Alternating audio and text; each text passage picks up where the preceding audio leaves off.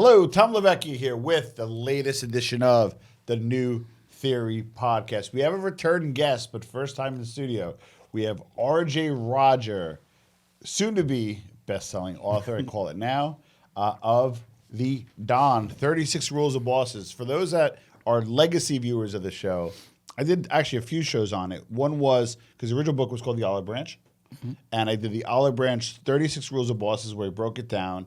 And then we did a separate one where we broke down each of the one, and that was with RJ, but that was remote. So his book is literally getting released like this week, right? Tuesday. So it may or may not be. Hopefully we'll make this up by Tuesday. So if not, it may be out already. So there will be a link below to buy it, whether it be Amazon, Barnes & Noble, and wherever you get your books, Books A Million, whatever, wherever you get your books. RJ Roger, welcome back to the New Theory podcast. How you doing today, man? Good. I'm great. Thank you for having me on. So Tuesday, November 26th, Black Friday week. Everyone should go buy it for Black Friday. And it'll be a great gift. So for those, for whatever, and I have a lot of new subs and stuff. So if you didn't check out the catalog, why don't you refresh people who may have seen you a while ago or who don't know who you are? Who is R.J. Roger? Well, I was just a writer, and then I got pushed into doing mob history podcasting. So that kind of came by accident. Never thought ever that I'd be doing a show and things like that. So, but I wrote the book over a 6-year period working with Yost Alfers. And 48 Laws of Power, by the way, one of the best books ever. And I think one of the best-selling books outside of books like the Bible, I believe. It's one of them. It sold a lot. But yeah, it's a long time I've been working on it. You did an interview when I did the self-published book, so now it got picked up. And if you factor in all the time, from the time I started really working on this, it's been a 12-year journey. Wow. I started it when I was 27. I'm 39 now. Wow, and you look the same. God bless. All right. So as I age. All right. So with that said, though, first let's talk about. So I just very apropos. I just had a previous guest, Mark Gottlieb. He's actually a literary agent, and we talked about when you should self-publish, and when you should actually seek a literary agent to go to one of the big four or one of the bigger houses. My question to you, and he brought this up, is generally if you do self-publish, it's a little scary because if you don't move a lot of units or it doesn't do well, you run the risk of not getting picked up, right? You have relationships, and it did very well. But give us your strategy on self-publishing. How easy or hard was it? How well did it do? You don't give exact numbers if you don't need to, but how well did it do in general? And then did that make it easier to get picked up by Kensington? Well, that's a loaded question. That's a great question. Yeah. I'm not a big advocate for self-publishing, and I self-published multiple books. Yeah. So self-publishing, a lot of self-publishers act like they're really moving numbers, but Correct. It's hard to sell books as a self-publisher. I think I read somewhere before that the average self-published book sells less than 100 copies. Yeah, so the average self-publishing book, and it may have changed, historically has been 150, and that's family, friends, network, maybe going to the local fair. The high end is 500, and only like 5% of self-published books sells more than 500 units. 500 would be a lot, I would say. That's Correct. You're on the high end of it. Only 5% go higher than it. Okay, and literally up to 500 is probably the minority of it. So the average is 150. So there we go. And most of the 100 that you sell is friends and family, like you said. Correct. So it's not. I self-published 3 books. Okay. And I never made $1 Yeah. in self-publishing. I never sold a lot of books in self-publishing. And self-publishing has such low barriers of entry. Yep. That really you get a lot of junk in the market. So the self-publishing vanity presses. You got to be careful of those. There you go. So it's really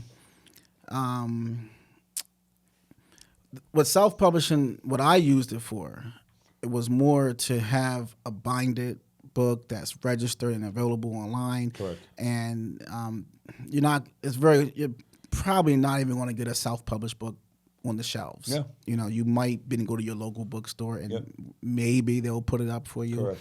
But you need the power of a publisher. Well, there's a reason too. Also, well, one, the dynamic has changed a lot. Where, so obviously, 95% of people get their books, probably even higher, get their books from Amazon, right? Even to this day. If you go to a brick and mortar Barnes and Noble, now you could sell on Barnes and Noble, but you publish directly, you ship it yourself, or they ship it. But to get picked up, like meaning to Stockton, Barnes and Noble, you have to be with a big house. Yeah. And if I'm not mistaken, it has to be distributed by, I think, Baker and Taylor or Ingram, but I think Baker is theirs. Or no, actually, I'm sorry, Library is Baker, Ingram is Barnes and Noble. So in order to be stocked in Barnes and Noble, they have to be able to buy it from Ingram. Yeah, it's If you're not a big publisher, you're not going to get in that channel. It's just very hard, and you learn. Before you get into the big houses, you learn. You learn what they actually do for you, and there's a lot that you get from. A lot more you get from an organized publisher that understands the publishing business. Self-publishing, the amount of money, now they have cheaper things. You can almost self-publish for free. Correct. Today. Create space on Amazon. Yeah, they have, like, Barnes & Noble has an option. Correct, Amazon correct, has correct. one. And then you have a bunch of other ones that, it's so many options to self-publish. But I'm not an advocate for spending a bunch of money on self-publishing because you're not going to make the money back. I've never made one penny self-publishing. Correct. I actually, and I told in another podcast, I actually first version of my book, 1,500 units. That's actually pretty good. Second one, 2,500 units. That's good. But I actually lost money on it, and it's a long story, but I lost money on it. So what I pivoted towards is using it as a marketing piece to get me like some bigger contracts. I remember I landed a marketing contract with a 15-unit salon outside of Long Island, and I had I was on the cover of, it's a long story. I was on the cover of a magazine years ago called Social Lifestyle Magazine, and I had us on the cover and I had a copy of my book, and it was like in my little valise, and we were pulling the presentation because it did paper back then, And he's like, "What is that?" Like, I was on the cover, checked it out. Oh, that's my book, and it was a talking piece. And we actually landed that contract, which lasted a few years, over a big marketing firm because of the book. So, I think self-publishing has its. But you do recognize you're on the 1%. Correct. So it has to be, what is the after work, right? People have a book, right? And we'll talk about the genius on how you did this one, because I'm liking this. I'm seeing sometimes in the micro with you, and I don't say this. We talked about it earlier. I don't say this a lot. You're a friend. We're becoming closer friends. You're a colleague. I respect you immensely. I don't always see your vision, right? I'm starting to see that. You know what's funny? I'm surprised you said that because you tell me that over the phone a lot. RJ, I think you should do this. Yeah. And I don't know if I would do it that way. Yeah. But I've been thinking long down the road. Correct. For over a Yeah, but you're not even decade. playing chess. You're playing like Go. You know what I'm saying? Like, you're playing a different level. You know what a lot of people do, Tom, that I've noticed about people is that people will take a short-term win Correct. that dies fast. Yep. I would rather wait to win for a long time, Yeah. but when I get there, it's solid. And like a hockey stick, almost like a hit. Exactly. You keep chipping away till you hit critical mass. There you go. And I also like an elegant win. I don't want to, correct. you know, Not a cheap one. my agent told me before, while we were working on this book, he said, you don't want to get to win the war, but all your soldiers are dead on the beach. Good point. And I always think about that. Yeah. At what cost Yeah. is a victory worth? So I always took the solid, slow route. I like that. That's why I didn't appear on just any one. Yeah, You're- show, I sat podcast. with you Yeah. more than I have anybody ever Correct. because you're intelligent, Yeah. you're smart, you're so You hearing you, this, Julian? you carry yourself the right way. So yeah, so my visions always take the route that in the end it really got you somewhere. I like that. I like that a lot. All right, so we know this is a long time in the making. You self-published. You did pretty well in my opinion. Because when I went to go buy it, it did have some sales. It ranked. But I didn't sell many of those books. Okay, I would but say it wasn't like $1 million. I remember the ranking. Maybe because you were talking about it a little more. So sales were picking up because I was Correct. talking Got about it. it. So it Got might it. have looked good for Got the it. moment. Got it. But I would say if there's 300 copies of that printed, I'd be surprised. Interesting. Wow. I would say, but see, I didn't get this book picked up because of sales. Well, so that's what I want to talk about, because you've done other things other than just like, so for example, one could have been if you said, hey, yo, so they sold 3,000 units, he'd perk up a little bit because like, well, you sold 3,000, pretty much doing your own thing. Mm-hmm. What did you do to set? Because I literally get a call a week, either pitching me a book, right, that they want to do, and they think it's easy. Or I get, hey, I got some book, and it's like worse than the one you had. The one was a little thinner, but like a disaster, and they want me to promote it or market it or be their PR agent. And I said, I'll take your money, but this may not be a success, right? So what did you do to set up for that? Because you had Yost as a mentor, as I understand, and he's a good guy to know. But even for him, he's got to justify to maybe his investors, the publishing house. Give us the first step, and what did you do along the way to be able to say, hey, you know what? Pick up this book, and they said yes. Well, so what Yost actually is he's a book packager, which is a profession that a lot of people never even heard of. But so Yost he's not working with outside investors or people giving him money. Even better. He's completely has his own laboratory, his own staff, he invests in what he sees as talent. The jockey, not the horse. So he makes the book completely. Oh, wow. He has his own editing team, design team, everything. Wow. And he acts as an agent. He's actually like a creative producer. Wow. So he can, like he told me, I can't afford to go hire the big time writers. Correct. So he said, I take rocks and I shave them into diamonds. So That's amazing. he digs in the trash, he digs in the dirt and finds something to make very valuable. So what actually happened is we didn't sell the book to a publisher until we completed the book ourselves. Which typically is not done. Typically, you write up a manuscript of a few pages, you get the advance, and No, you hang out. we got no advance. So you did the opposite. We Wow, worked together That's kind of ballsy, actually, and a big risk. And we did it on a handshake, no contract. Wow. So I started working with Alfred's Books in April 19th, 2019. Wow. And we sold the book to a publisher January of last year. Oh, wow. This year, January 24, we sold the book. So you got to figure from April 2019 until then, we were making a book. Okay, so let's just say you were a client of mine, and you have a show, No Excuses with Michael DiLeonardo, and the route you went was more, I like to call it dough over show. Hey, let's do a Patreon, quality over quantity.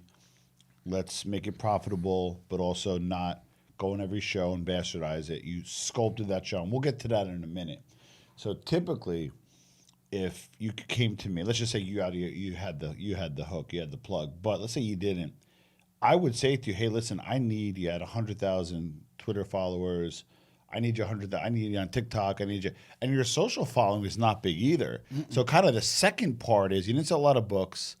You don't have a huge social following. You didn't bastardize your show. Like you could have. You could have been like, hey, Mike, we're doing this. He would have trusted you. Mm-hmm. You would have got like a ton of views, a ton of followers, a ton of Vlad, PBD, who else is out there? Whatever big show, maybe Joe Rogan, maybe Lex Friedman, right?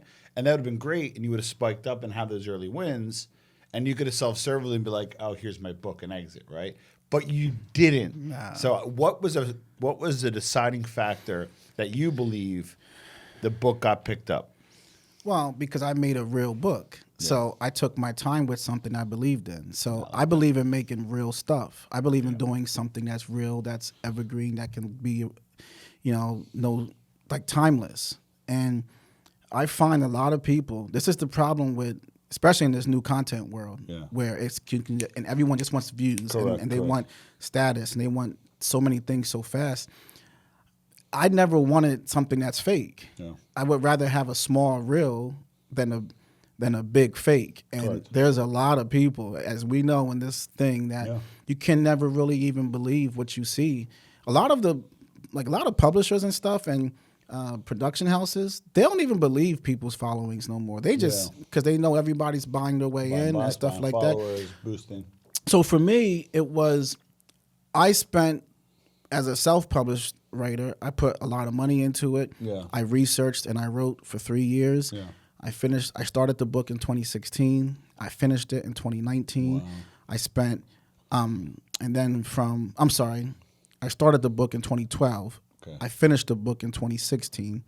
And then from 2016 to 2019, I searched for an agent. Because really what you need, people don't realize this. I know people who take their self-published books and they send unsolicited manuscript. Yeah, that's not what you do. There's almost a 0% chance that you're going to get. It's not a movie. Like you send a mixtape in and somebody picks it up. Those days are over. You're not getting a book deal through trying to interface with the publisher. Publishers don't talk to writers. Correct. And I don't even think they like writers very much. Yeah, so I literally, when I had the literary agent on, I don't believe you could engage a publishing house with a literary agent. So even if the 1% chance, you're like that hawk tour girl and you get like picked up for whatever reason, right? They'll say, who's your literary agent? They will send her. If not, find one. Correct. Even if she has a big following. Correct. They're going to say, if she doesn't have an agent, they're going to place her with one. That's correct. They prefer agent represented material. So Yost isn't just a producer, a creative producer. He also acts as the agent of what he makes. So he's my producer agent. So he made this book along with me over 6 years, and then he has the power because he sold all those books. He sold tens of millions of books. He can call any publisher and get a meeting, and he walks in with a book in his hand saying. So how did he hook up with Robert Greene? That always fascinated me. By the way, I keep emailing this person. I'm like, I will get him here eventually. Maybe you could help me out with this, but I've been emailing Robert's Greene person on and off for about 6 months. I'm sorry, 6 months, 6 years, 6 months, 6 years. So my buddy had him on, and Jeremy Ryan Slate. He had Robert on remote about 2-3 years ago. Okay, and I was emailing him separately. And then once he got on my buddy's show, he's like, hey, here's another real email, and here's your contact, and blah, blah, blah. And I do the whole, like, hey, is he available? We do remote, in person, I'll fly there. The usual, like, hey, if it's no, please at least say no. Let me know the earliest I could check in. All the techniques possible. If anything falls through, I will get, like, the two guests have been trying to get on, him and Mark Cuban. Mark said no to me about 84 times so far. You got to keep asking. He responds to me. He gives me quotes when I need. He'll not email me, but always responds to me, typically. But typically it's with no. But you keep going. That's how I met Yost. So when I finished the book and I was looking for an agent or looking for publishing help, I just believed in the book. Yeah. I didn't sell copies. Correct. This is what I try to tell people. Your energy and your belief in yourself is more powerful at times than numbers. Yeah. I just had a belief that I had something that mattered. So all I had was a naked book with no sales and no social media following and nobody that even knew who I was. I was just this guy with a dream. Yeah. And I literally spent 3 years. I went to the post office, to UPS every day. And I don't say every day like, oh, really 3 times. Yeah. Every day. Yeah. I spent thousands of dollars in shipping costs, and I shipped those copies of the Olive Branch. There isn't a noteworthy person in the country that didn't receive a copy. Yeah. And at the end, I just every day for 3 years, and I couldn't find help. And then Yost was the last. You know they have PDFs now. Well, that's before PDFs. I'm messing. But see, I just knew.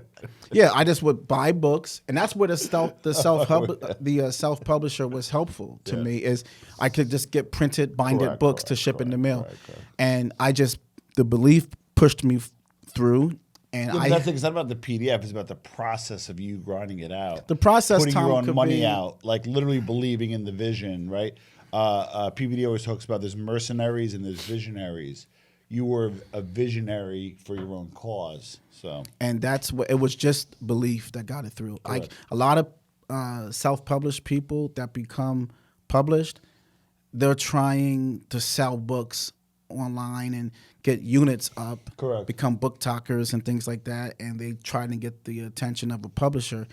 I got in with the old model of the 1950 model where you wrote a great manuscript, Correct. or a great manuscript, and you got a publisher or an agent to like it, and then he invested into trying to sell it. But what you did different was, and it was a little more strategic. Maybe at first you were just sending it to anybody, but at first you were looking to find a literary agent. Most people will send them to publishers. So that would have went in the circular file, right? Versus a literary agent is always in honing for deals. So at the bare minimum, either he or she's going to read it, or maybe give it to somebody, hey, check this out, see if this is worth it, right? So I love that strategy. So belief in the book or the product, right? Have a strategy that makes sense, and that's again that is going to land the deal, right?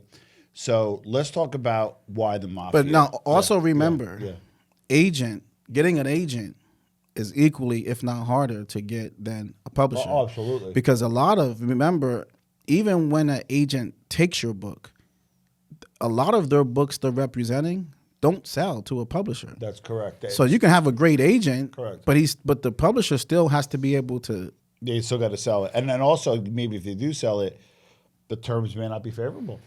And publishing deals are lower and lower numbers. That's right. We're seeing numbers lower than we've ever saw before. Yep. So you might have a lot of money into a book, and they don't want to take risk. Yeah. Think about this: the average traditional publisher. This is a traditional published book, and the average traditional published book sells 2,000 copies. Correct. Yes. 98% of all books that come out in a year break even or lose money. Yeah. Publishers are making their money from those 2% of major selling or doing books. like a 360 deal when this will be a documentary. I don't know if they have a 360 with you, but no, I don't. Smart. sell them. So smart.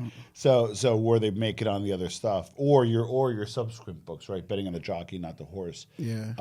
The other thing, though, what I find interesting is like why the Mafia. So give us like kind of the why. And then I want to deep dive into the book. Why the Mafia, and then give us kind of the foundation of how the Mafia built itself historically in the U.S. So it's more. The Mafia it's a subject that I got into as a kid because my parents just watched gangster flicks. Yeah. So I'm a little kid. It was on. I watched it. Something with me and that connected. Yeah. So I wouldn't have written a book on the Mafia. So this book to me isn't about it's not a Mafia book. Correct. It's a social behavior analysis. Experiment, if you will. Yes, it's a more the psychology of a gangster, the psychology of a mobster. So to me, what I was writing is about a certain behavior. It's the most radical example of leadership, of rising in a hierarchy, I would say. So in the Mafia, when you work your way from associate up until boss, you're moving up a hierarchy, and they have systems in place. But here's the difference: in their system, the penalty is Death. You die. As a corporate, you get a golden parachute. So you have to learn to find a way to rise and not mess up because you'll be killed, and keep it a secret at the same time. Yeah. And you're dealing with a lot of people who live by a different type of a moral code. So you got people turning against you. And so if you can rise up into the boss position in the Mafia, you're probably a very strategic person. Yeah. There's a lot in you. Correct. Of understanding people, reading the room, knowing what's going on around you. And then I'm an MBA. I studied business. I worked in business. And you start to see the behaviors. And correlations, yeah. Kind of are similar, but just, no, you're not being killed. Maybe we call it in the legitimate world, fired, or somebody politicking and maneuvering to get somebody's job, somebody creating a rumor mill that's in the benefit of themselves, but to the detriment of somebody else. There's Correct. All these things happen. So the book to me is more, it's the psychology of a gangster. Yeah. and a really radical example of, because to me, if you look at cross industry, you can look at the political world, Yeah. you can look at the banking world, you can look at the academic world. There's a lot of these kind of behaviors that you see to a certain extent, but in a figurative way. Correct.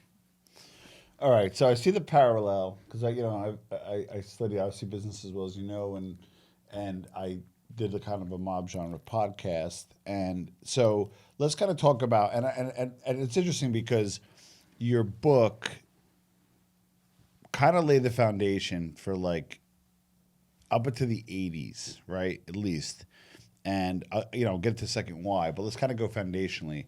Yeah, Joe the Boss, Masseria, who was like kind of an old school boss, like sloppy, like piggish. And then you had Maranzano, who spoke 7 languages, studied religion, believed in order, probably wanted more of like a high mafia. Not that Gotti was even a drop piggish. If anything, he dressed impeccably, but he was a thug, right? Whereas Castellano Maranzano was kind of the traditional Sicilian like mafiosi, which in that world was the high road, if you will, ironically, right? So kind of history repeats itself, right? So give us like the kind of the skinny on each, and then set us up kind of pre-Luciano.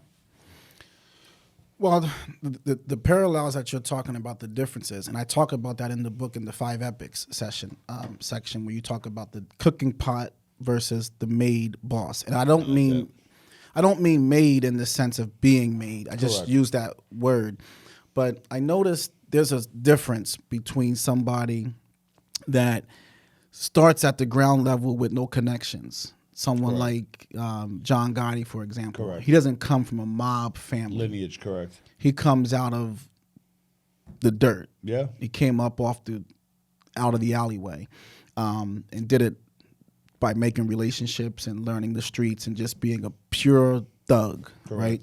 Then you got guys who are more polished. Yeah. Their father was in. Yeah. Their grandfather was in.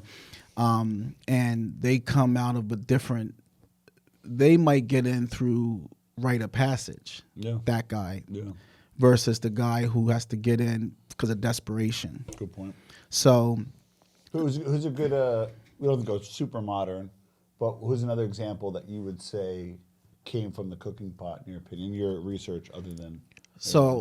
And the more, Sammy is a cooking pot guy. I would say John is a cooking pot guy. But you might say someone like Michael Franzese is a made boss, a made guy who got in a little bit differently because he has a father that's very respected. Yeah. You're growing up in the house and you're seeing a certain type of a thing. Yeah. But whereas, and what I find is a guy who makes it, so Castellano would definitely be he was a made boss where his father was in there. Correct. Cousins Carlo Gambino. He was so pampered in a certain respect. Correct. He's the type of guy who's in there through rite of passage to a certain extent. Yeah. Whereas John, really, they don't even want guys like that in. Yeah. So when you're John and you make it there, it's a different fight. And he also made it there. Like you could argue, and your book kind of touches on it, you kind of get there through talent. There you go. Yeah. And there's a different talent level. What I find is the guy that had to come off the street, come off the ground with it, he got a extraordinary training. Yeah. He got something a little more than I think Paul has. Correct. And if those two guys ever have to war, I talked about this before, but I think I put my money on the cooking pot, the guy that, and I. Well, Velacci was cooking pot. There you go. Right? Yeah. Those kind of guys have tasted an experience. They have something that they don't ever want to go back to. So when they're all the way up there, it's almost like a self-made man versus a guy who received his father's business. Correct. So I would say if you're in a room with two guys and they both own $100 million business, they're equal. Yeah. We both got $100 million business. Yeah. Guy number one built it from the ground up. He took out loans, invested, put his house up, while his wife and his kids were living there, he took sacrifice and risk that could have brought really bad things on his family. The other guy inherited his dad's business at 30 million and brought it up to 100 million. But he grew up in a different type of a life. This guy comes out of poverty. This guy comes out of upper middle class and wealth. Yeah. Now they're both 100 million. But what happens if these two have to compete? Who do you think got a little bit of extra oomph in them? So that brings up and there's no right or wrong answer, Yeah, so but I'm just curious as to what you think. That brings a good point, right? Because there's nuances. On one end, the $100 million self-made guy is probably tougher, has like that chip on the shoulder. PBD talks about probably has the right enemies, is probably going to win, right? But then sometimes the established person has like the establishment behind them, maybe banking relationships, information, they can cut off information, again, relationships where they can help people do the bidding. So there's kind of pros and cons of both. And I don't want to jump too far ahead, but we should work on this together. I wanted to do an analysis, and I like how you do the cooking pot versus made, because I didn't tee it up that way, but I love that. So that's a good vernacular. Informants, right? I take a different view of informants in the mafia, different than other people. And I'm not like, people assume like, oh, you're Italian, you're from Jersey, you grew up around a lot of people like that, like, oh, it's a rat. I actually, believe it or not, my opinion is when you have informants, it's a failure of the organization, not the person. That's point. Just my opinion, right? I agree. And I also think there's a spectrum, which I get a lot of crap for. Like people are like, oh, you can't be a little pregnant, a rat is a rat. I believe there's a spectrum, but again, a discussion for another time. I'm wondering though, if informants, I'm guessing, are probably more cooking pot that made, and I'll give you my example, Ndrangheta, which is the most powerful force in the world, and probably even more so than the cartels. Not physically, cartels got the muscle, but the Colombians are their customers. So they can just take their money and go to the Colombians or the Mexicans, or so like if they're not buying it, right? Again, I'm gonna crap for that too. Cartels are the strongest physically, right? But in terms of institutional prowess and money, they make $50 billion a year. They're in 6 continents, right? In order for them to make somebody, you essentially have to be family, right? So the reason why I think made bosses versus cooking pot bosses roll less is you got to roll on your brother. You got to roll on your cousin. You're going to leave your godson fatherless. So what has your data shown, or even off the head, if you really kind of think of people that you highlight in the book, are informants generally from the cooking pot, from made, or is it more split down the middle? Going back, you would probably have to say, and this is my philosophy on the mob really started to fracture itself when they started letting in cooking pot people. See?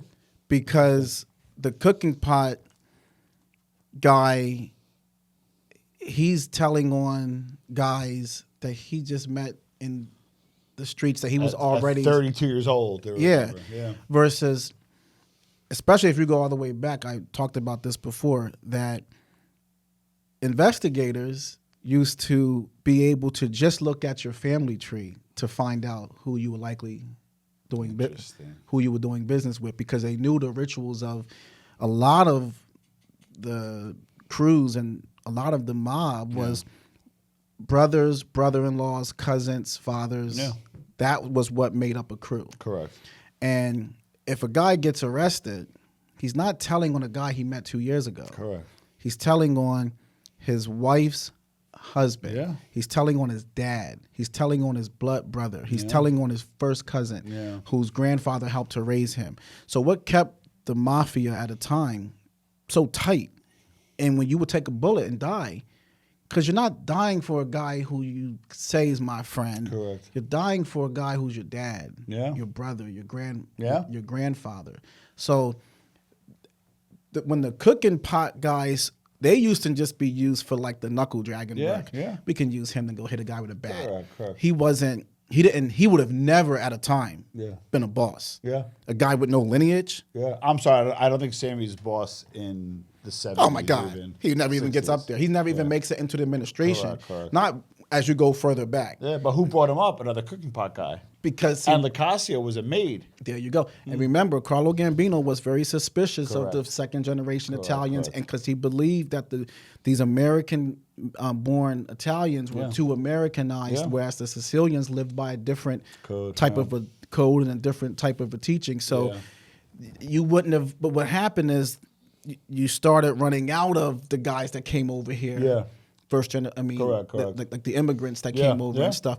There was less and less of them, and you started having to look for talent in a pool of people that were not necessarily born into your tradition. Correct. Joe Bonanno and them, they wouldn't have put guys. Oh, 100%. They would have been very suspicious on just bringing people up that high and giving them that type of information and that type of authority. Yeah, because if you look, the bigger informants of all time, Messino cooking pot, right? Linetti made, in my opinion, because his uncle was Scarfo. We could argue that, right? Sammy cooking pot, Natali cooking pot. What's his name? Messino's brother-in-law, Vitali cooking pot. So I think You're really making me think, because I never really thought about this until you put it in it's my kinda lap. so excuse cooking pot. But let's get to, because the other part is I want people to order the book, right? We're going to put the link below. But I want to, at least on the podcast, talk about the strategies, right? So let's talk about some of the early rules. I actually, because I could lie to you, but like I use your 36 rules as a constant reference for me. And I have it like semi-available. So it's on my thing. Oh, wow, look at that. Beautiful. You know. And just real quick, you'll appreciate this. When I present it, because I presented this on the podcast, but I kept it as a reference point, what I learned about the book, which we'll talk about, but I said areas of opportunity, what I wanted better from it. Wish there were more examples, bingo, in this book. A little updated 5 family references, which I saw you did, which was good, because you kind of brought it to the 80s, which I liked. Wish it was a little longer to provide context and something. So, like, listen, like now at this point, not that you've read my thing or watched my show, but my point being is you address all those things. So let's talk about. Well, let me tell you about that, because now the guy that took that original self-published and produced it into this, he said bestsellers have storytelling. Yeah. Bestsellers give background information. Correct. You have to provide a lead up to a certain extent with certain things. So understanding a book is how you make a book. So you were spot on when the things you were telling me in that sit down were the same things that my agent was telling me. Interesting. You could probably help some writers. So give me we'll toggle through, but I want to cherry pick some. Use a skill man to your benefit. Yeah. So, the one thing, especially as you go back, the Mafia we work with our own. It don't matter we keep this thing pure-blooded Sicilian. That's it. And one of the ways that Lucky really benefited was that Lucky he cared, what value can you bring me? So Meyer Lansky was very helpful to Lucky. He was just a skilled man. Yeah. Bugsy Siegel was great with a gun, right? So he put people around him. He was willing to work with who had the skill. Yeah. And it helped Lucky. And it helped to put Lucky into a place. He didn't read books all day. Meyer Lansky did. But he had the book because he had Meyer Lansky. So okay. So we delved into a little bit. So we talked about like Masseria, who was a little bit of a thug, versus Maranzano. Now, Lucky Luciano took them both over, but Maranzano used Luciano a little better, in my opinion, because then he get him to become a Masseria before he got killed himself. Correct? Yeah, there's some people who argue over the history of that, which I never get into like historical debates because there's this group of there's people out there who are just pure-blooded. They got like charts on their walls. I call them mobologists. I just want to shoot myself when they do that. Like, we're arguing over things that it's like, it's so, the Mafia is a blurred history. Correct, and there's so many, and it's not like researching like former presidents and their lives because that was public information. It was being documented. The mob was a secret organization, so their history's kind of, you got to do some digging. And let's be honest, it's like any of the historians who report it are informers, and they're going to serve their self-interest, and they're not always the most honest because they're criminals. Yeah, exactly. So I don't get hung up in the little minutia of a small detail, but Maranzano was certainly, in my opinion, from what I read about him, more. He was the more of the brains than Mazaria was. Truthfully, I would say though, the maid element got in his way a bit, the lineage and where he comes out of in Sicily, because what he should have done is he should have immediately killed Lucky. Yeah. And that's sometimes what I notice, the difference between the cooking pot and the maid guys. Cooking pots don't dither.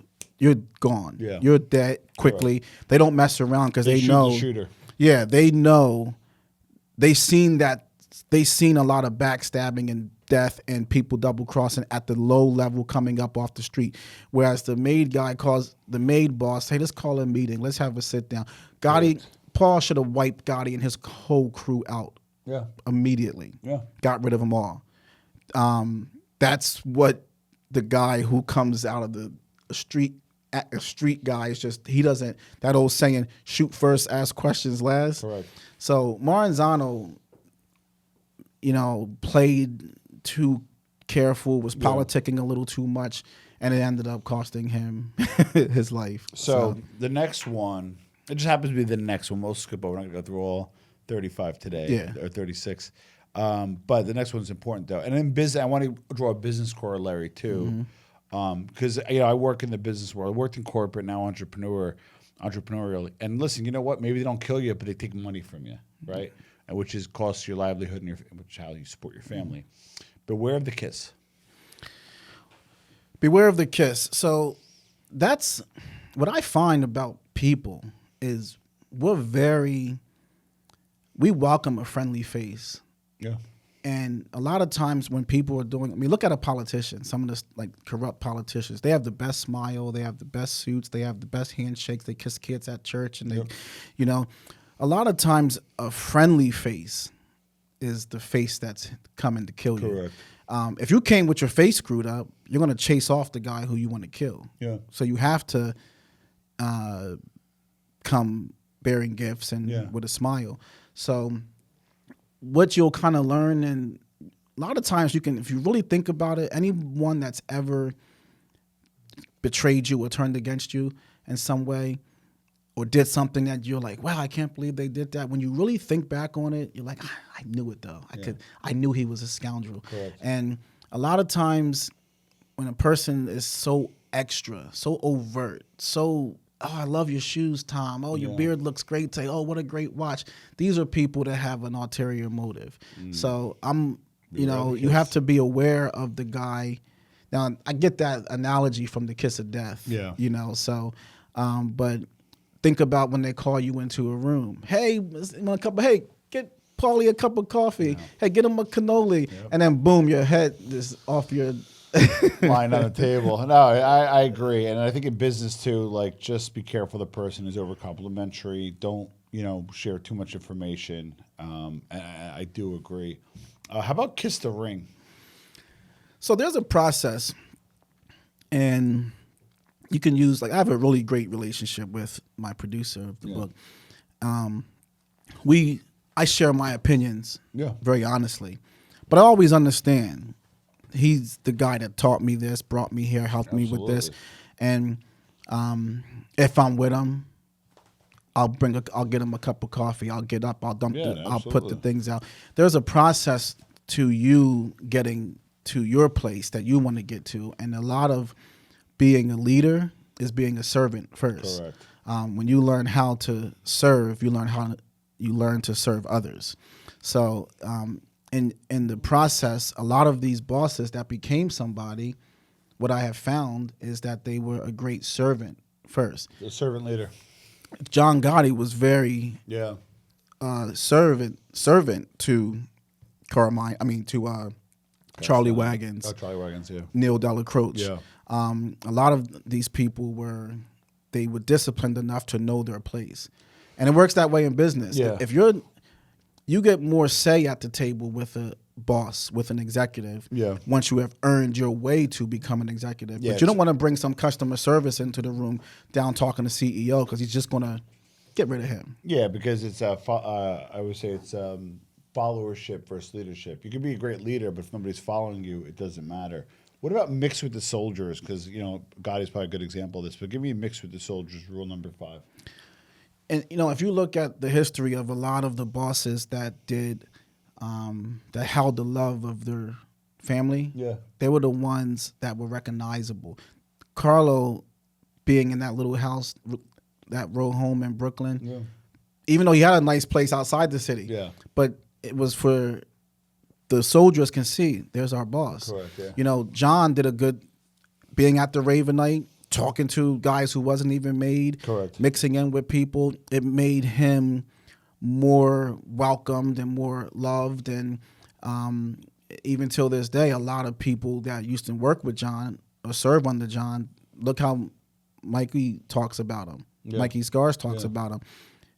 Because when you have a guy that high up, they could just be like Paul Castellano and go hide away in a big house in Toad Hill. Correct. And say, I'm only talking to Jimmy Brown, and I'm only talking to the guys that have a big racket.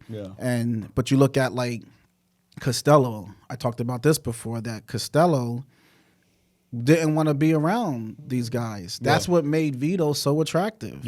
And there's many examples of that. When you start to move away from your team, and we're talking business here, it's the same thing in a corporation.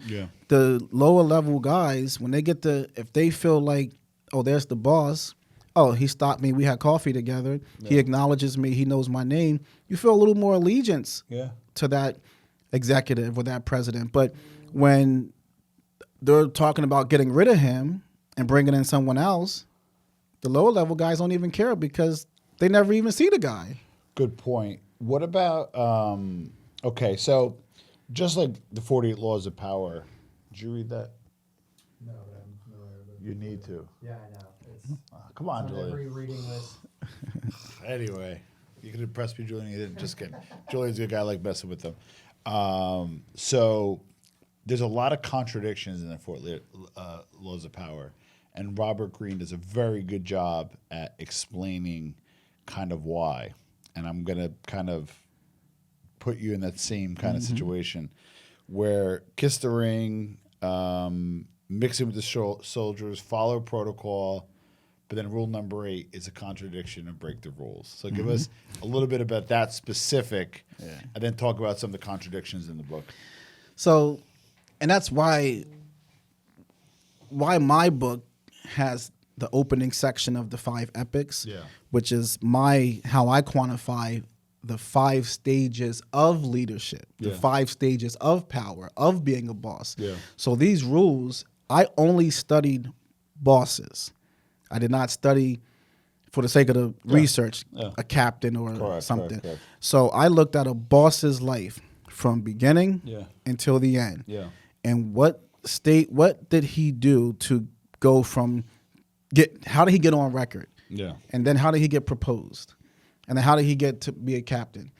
And what you will find is in that process, some of these rules he had to use to get from on record to propose for membership.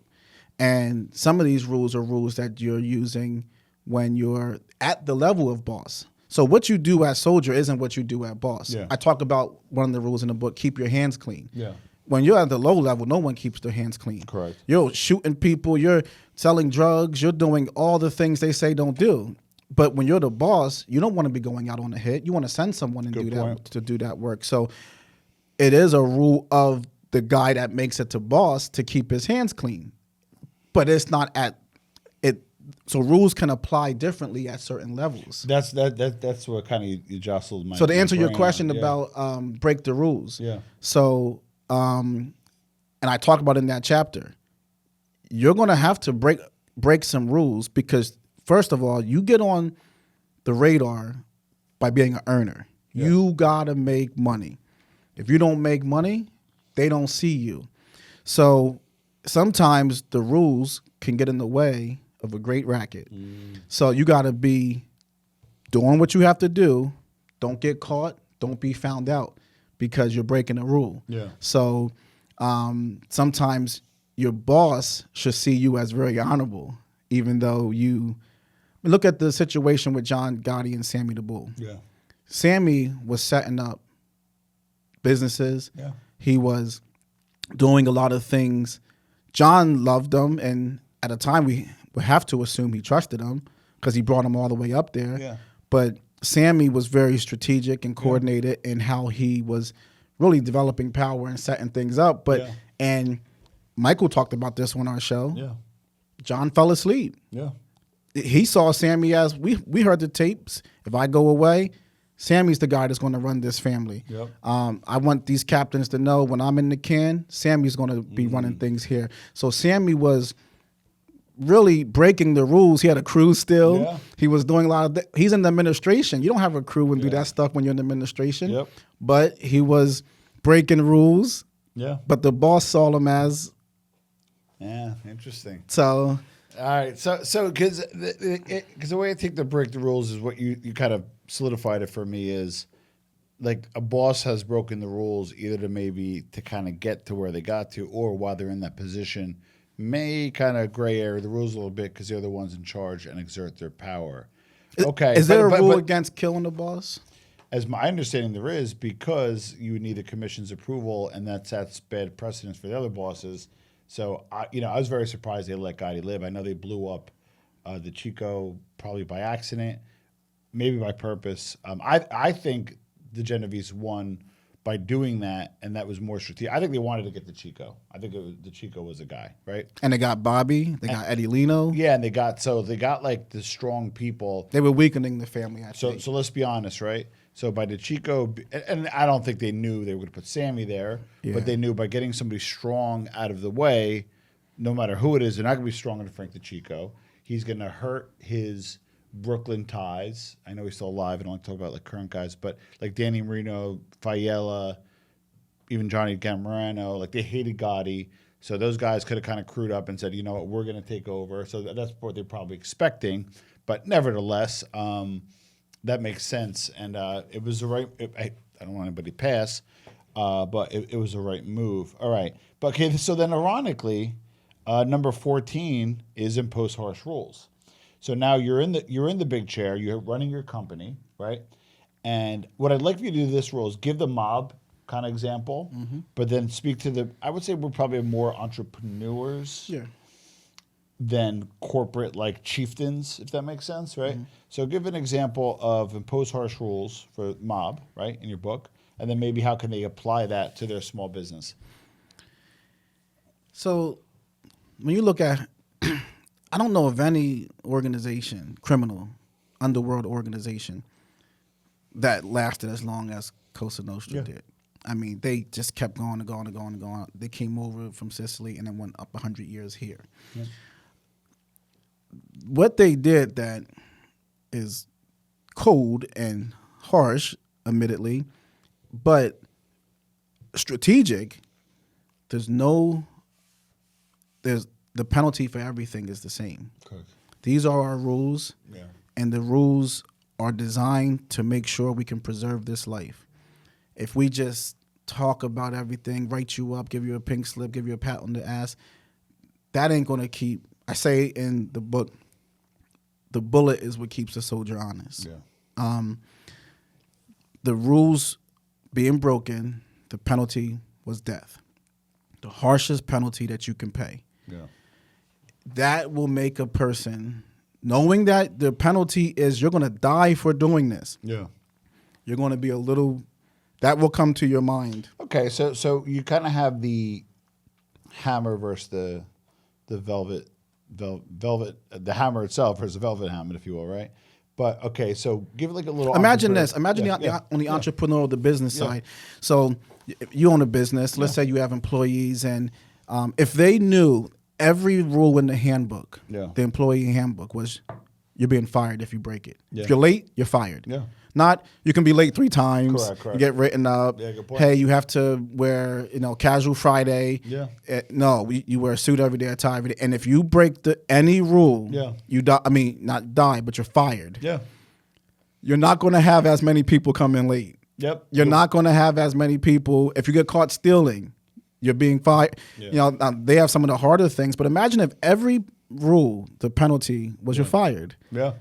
Good point. You have a entirely different workforce. And then imagine this.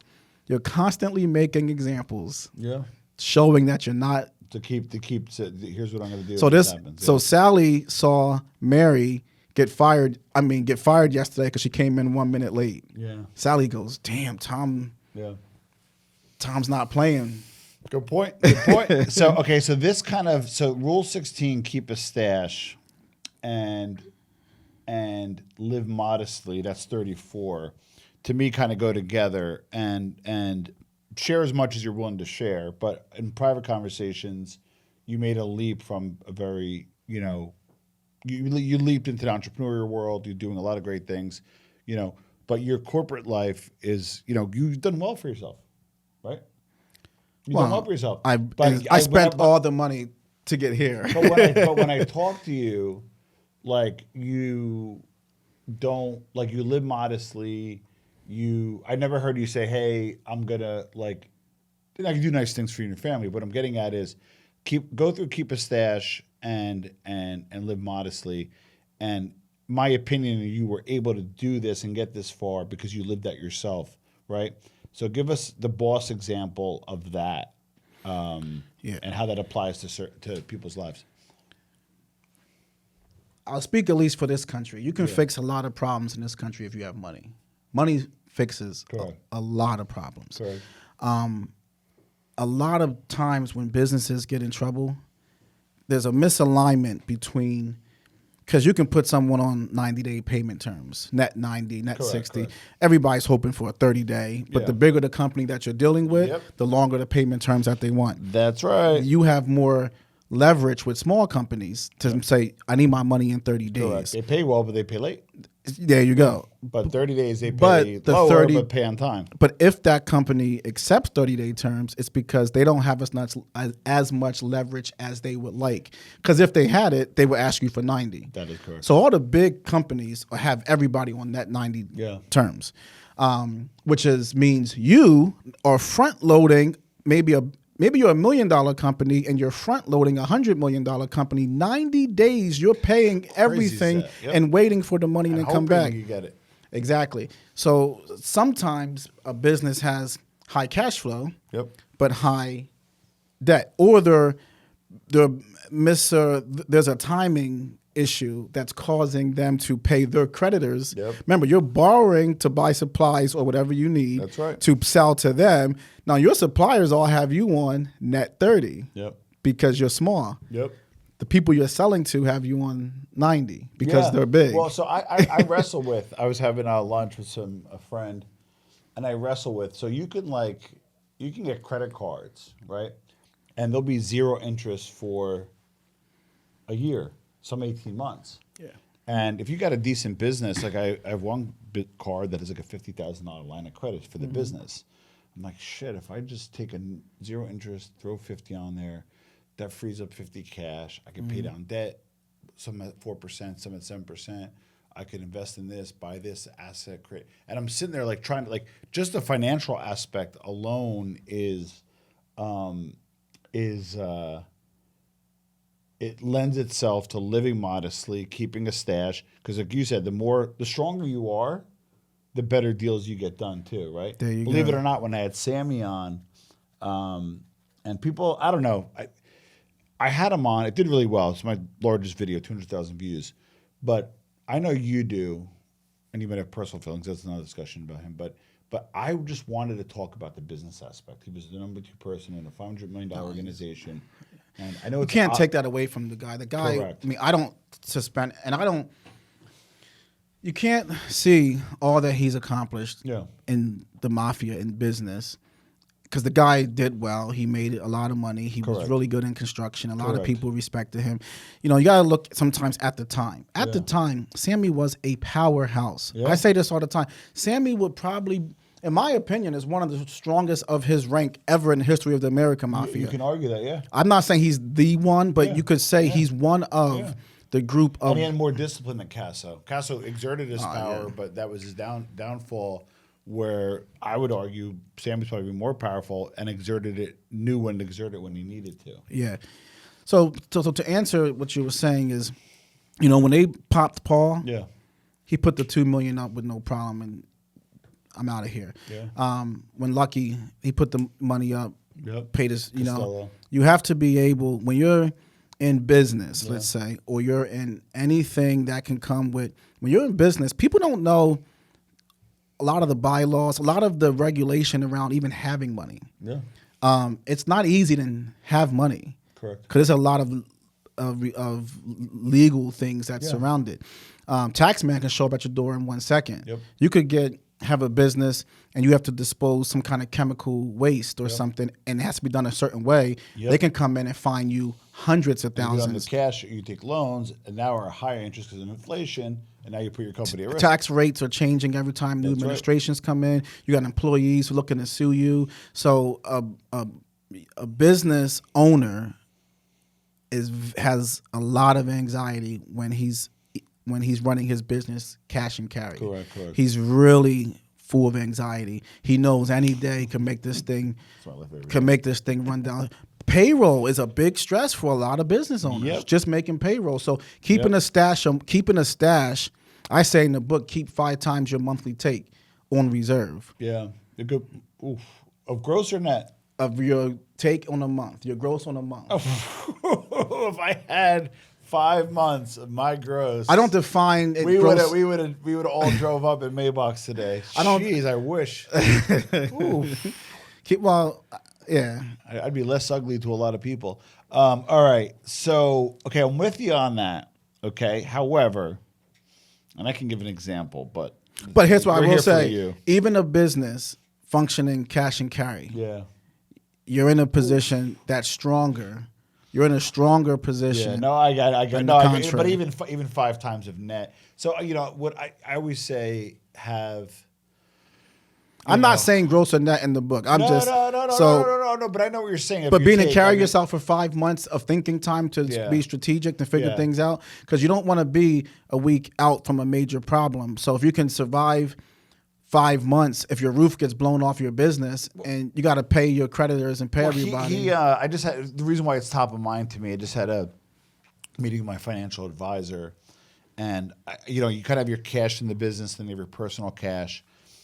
My cash in the business is a little higher now, but I have a lot of debt. So that's what I wrestle with. Do I pay down debt? Do I keep that high balance? And that's from a scarcity mentality because it's scary, right? Because if that goes away, you got to take loans, right?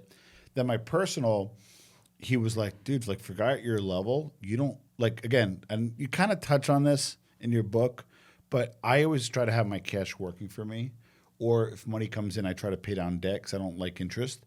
But then a result of that, I have very little cash. He's like, bro, you have no cash compared to somebody at your level, and for what you make, you have just not a lot of cash, and that scared me, right? But so really quick. So the reason why I bring this up is I adopted a new system in my company where I went more of a meritocracy to pay out on bonuses and stuff, and it's been working performance-wise.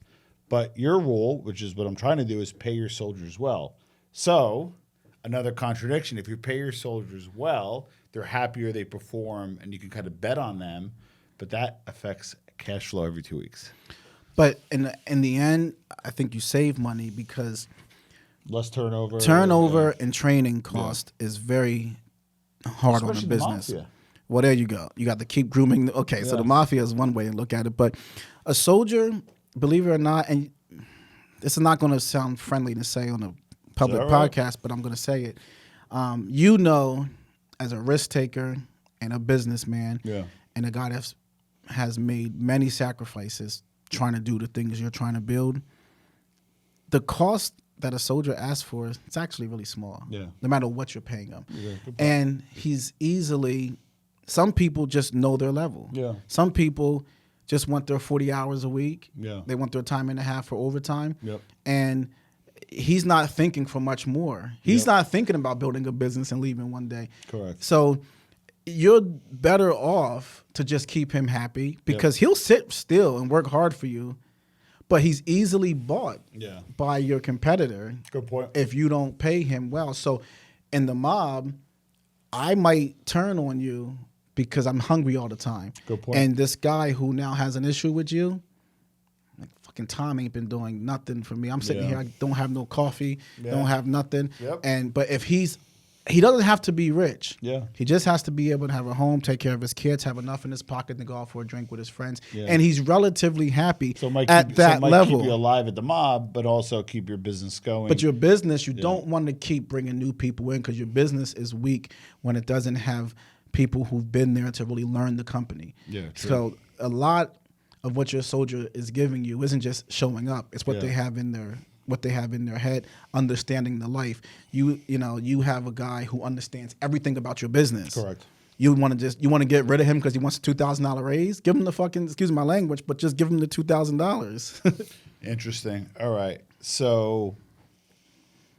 Interesting. Okay. So, two that kind of correlate as well is build relationships, which is what 28, and then but bosses talk to bosses. I myself, believe it or not, found myself not networking in the last few years, probably because COVID and stuff. I don't know if I'll just say that because it gets demonetized, but it is what it is. Pandemic, so I backed away from that a little bit. But then I started networking again, and I try to talk to people, and I don't want to say level because that's not the right word, but people that are in the same basket as me. Do they own a business? Do they make X amount of dollars so I can speak? Because sometimes I'll talk to people, and it's like, well, hey, should I make this move, that move, this move? And they like give advice, and I look at it like, do they have the moral authority to be able to give that advice, right? But if you talk to like-minded people or people at your kind of same basket, bosses talk to bosses. So talk to us about building relationships, Rule 28 and 32, bosses talk to bosses. Well, I do think that we graduate in levels. So when you are coming up, building relationships is very important on your way up. When you're up, relationships kind of make their way to you a little easier. So when you own a big business, you're going to be around other people that have big businesses just by natural. You're going to end up in the same places. Correct. But people that don't have relationships will really struggle when problems come. A lot of times a friend that has information can be very helpful. Someone that, let's say you're in business and you're having problems with a supplier, you might know somebody who can say, hey, I can get you a better deal over here. I don't burn bridges. I try to, even if I have an issue with you or don't like something that you're doing, I will try to maintain the relationship at least because a lot of people want everybody to be their friend. Yep. That's a really bad thing in business when you're thinking about, you're not treating me like a friend. Well, you don't owe me friendship. You just owe me professionalism. Correct. And there's Good a point. big difference Big between difference. just being a professional and being a friend. Correct. So bosses talking to bosses, you will reach a level at times where you got a lot of people, you're solid. When you get to that certain level, like you're solid. You brought up PBD. I heard Patrick talking about with someone, Damon Dash. He was interviewing Dame Dash. And Dame asked him, hey, how much money do you have? Or are you worth? And he said 300 million. And he said he has about 200 million liquid. Wow. Liquid, he said. Wow. And he said, I meet with my advisors and blah, blah, blah. Once you got there, stick around the right kind of people because everybody's gunning for your head. You don't have no more need of a soldier. You don't have no more need of certain people. Good point. Just go play golf. Just talk to the bosses. Talk to people who ain't going to sue you because they slipped on your marble floor when they came in your house. Like, just stick around the right kind of people. Literally. All right. So, two more to go that I want to. Can you imagine 200 million liquid? Yeah, that's not even. And he bought into the Yankees and he kind of gave it away, I think, or it was somebody. It's not public, but I think he spent like $40 million on that. Okay. And I'm pretty sure Steinbrenner wants a check. I don't think it's an opt-in period, so he probably peeled off $40 million just for that. But what do you do when you wake up in the morning and you're just like, oh, I can't be he pulled off Yankee minority ownership. To me, I don't know, like that or maybe the Dallas Cowboys. Yeah. Like, I mean, obviously majority ownership of any team, but minority ownership of like the New York Yankees. I mean, that's. But can you something. imagine? Let me ask you. Can you Yeah. imagine the paranoia he probably, Yeah. or this caution he has with people? Yeah. He probably always starts off. I don't know this, but I'd imagine Standoffish, yeah. He thinks people. He's probably so many people have tried to take advantage of him, Correct. use him, Yeah. bullshit him, and he probably has, like. Maybe I shouldn't talk about this, but I've spoken to him one time, Yeah. not in person, just over a Zoom call, and I'm not sure if I should even share this Kind story. of a dick or what? I won't say he's a dick, but you know what? I'll say this. Come on, we need a hot take. This is what I'll tell you about my correspondence with him. I watched him every single day. Yeah. I was really respected what he did, Yeah. respected his life story, Yeah. saw how he built it up. Yeah. And when I got to get on the Zoom call with him, I was like very honored to be able to Yeah. and I just wanted to say, hey, Well, don't meet your hero, right? well, I wanted to just say, hey, Patrick. And I even said, Mr. Bet Yeah, David. yeah. And I just wanted to say, hey, I'm Yeah. a big respecter of what Yeah. you do. But my thoughts, this is why I don't take it personal. Yeah. Because when I got off the call, I said, man, this guy is like, I remember you told me you're a little type. I was a little, tight for a while. Yeah. But then I realized as I thought about it, I said to myself, because he came, I can see why Patrick is successful. Yeah. But the way he came on to the call and the way he was talking, and he just really had a really dismissive Yeah. type of, but it wasn't personal to me. Yeah. It was really just I'd imagine getting there, Yeah. so many people have just tried to bullshit this guy. Yeah, so- and he's thinking, look Yeah. at this guy Well, calling me Mr. Bet David. well, He's I'll trying give to you- bullshit me. He's trying to Yeah. solve. But I really was Yeah. wanted to just tell Yeah. him, hey, I'm a really big respecter of what you do. So I'll give you my take. So I brought my entire team down. So we're one member stayed behind, but I took two members of my team. So we were four. So I took two members of my team, four total, core team. We have other consultants and stuff, but so three members of my core team, myself and two members, and I said everybody bring their spouses or significant other, right? So there was a total of 2, 4, 6 of us, right? Went to the beautiful house in West Palm Beach. It was a 4-day seminar, 3.5-day seminar. And I'll give you what I was surprised about, and I'll give you I'll give you two surprises, one positive, one slightly negative, right? One positive was he spoke most of the time, which I was shocked at his availability to, tickets were $800 each, right? Made a big investment. So you have 6 people go, that's $5,000 right there. Plus staying at a hotel, airfare, everything else. It cost me over $10K, right? It was worth it, but a lot of money to put out. Remember, the cash flow. It's starting to pay dividends, but that's not a quick ROI measure. Oh, you go to a conference, sales don't spike, right? But you're building the culture, right? So I buy into that, right? So go to this event, makes himself really, really available, which I like. That I loved, right? I'm like, he's almost speaking too much. Like, you're worth $300 million, get off stage, right? However, what I was surprised about was he was very transactional, pay for play. So I think the highest was, I think, the chairman or CEO, forgive me, I want to just take a discussion and say chairman was the highest. It was $15K, right? And for the $15K, you go to the mansion afterwards, you get a cigar, you hang out at the party, you get your own meeting the night before the conference, like maybe one of 50 people with him directly. You sit in the front, you have your own breakouts, you get there early, you stay later.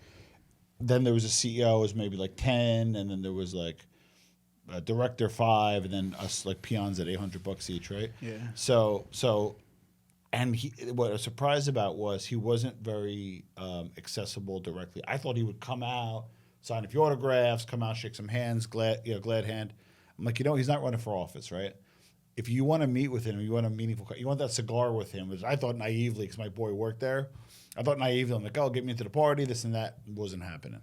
it was No, pay for play. So I was a little shocked at the accessibility he gave on stage, but I was very shocked at the little personal accessibility you have. And I was a little shocked at the transactional nature of the pay for play. But walking away, as like you said, I kind of get it. when you go around, you can see. I mean, you can see why he's successful. Correct. He don't waste no time on a phone call. Yeah. I mean, there's no glad handing. There's no Correct. mushy, in the beginning. Touchy-feely. He got on the Zoom call, and like you can tell his time is not to be wasted. Correct.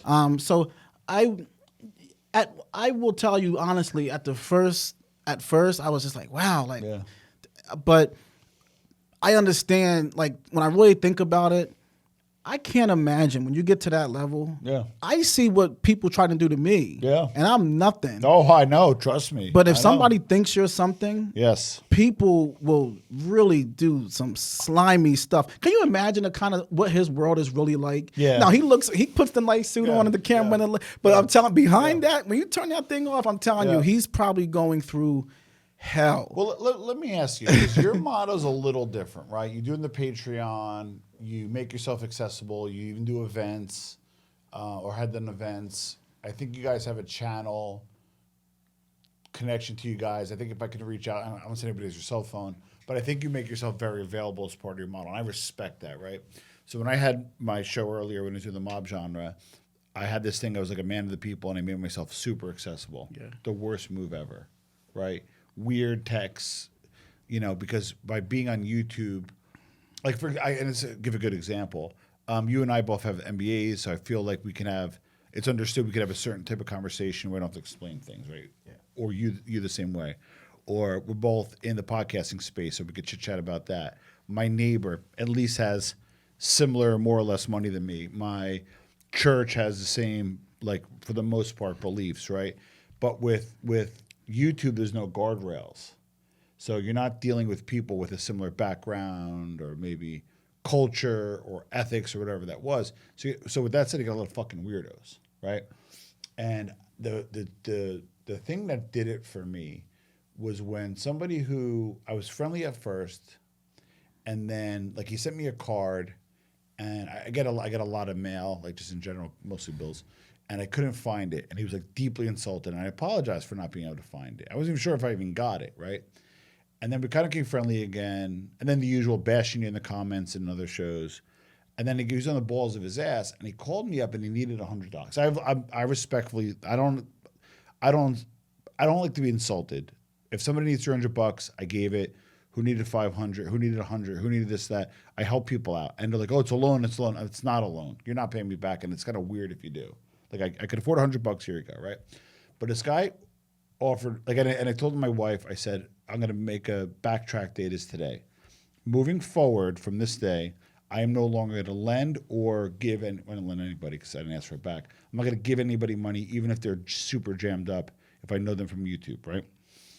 So sure enough, I get a phone call, and the guy needs $100, and he needed it like by Tuesday. And I said, listen, the fact that you need like $100 and I should be like this 15th person you're calling, not only is it weird, that concerns me. I said, here's what I'll do. I'll do one better. I said, I'm very busy. I really don't have a lot of time, especially nowadays.